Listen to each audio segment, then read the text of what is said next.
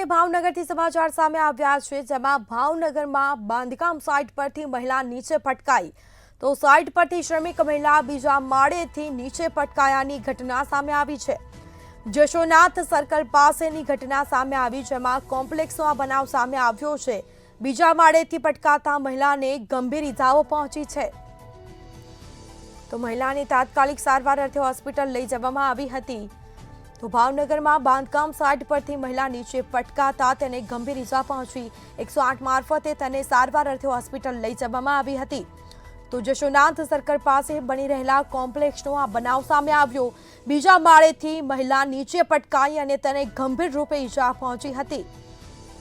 ઘટના પગલે લોકોના ટોળા એકઠા થયા હતા, જે બાદ મહિલાને સારવાર અર્થે હોસ્પિટલ લઈ જવામાં આવી છે।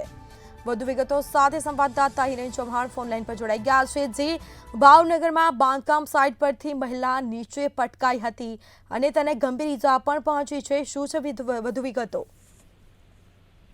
જી ચોક્કસ જણાવતો, ભાવનગર શહેરના જશોનાથ સર્કલ વિસ્તારમાં એક બાંધકામની સાઇટ ચાલુ છે, તે આગળ બીજા માળેથી એક શ્રમિક મહિલા છે તે નીચે પટકાઈ હતી, જેને ગંભીર ઇજાઓ પહોંચી હતી અને સારવાર અર્થે ભાવનગર સાવજી હોસ્પિટલ ખસેડવામાં આવી હતી।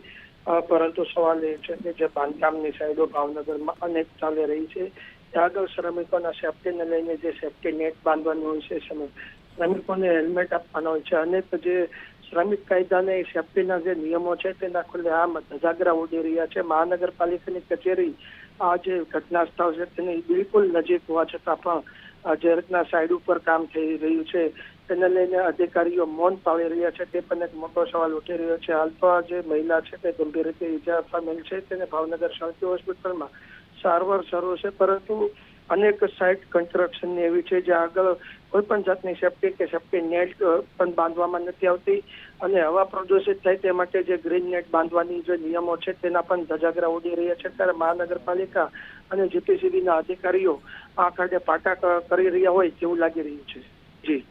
જી બિલકુલથી તમામ જાણકારી આપવા બદલ આપનો આભાર। તો આ સાથે બીજા માળેથી પટકાતા મહિલાને ગંભીર ઇજા પહોંચી અને તાત્કાલિક તેને સારવાર અર્થે હોસ્પિટલ લઈ જવામાં આવી।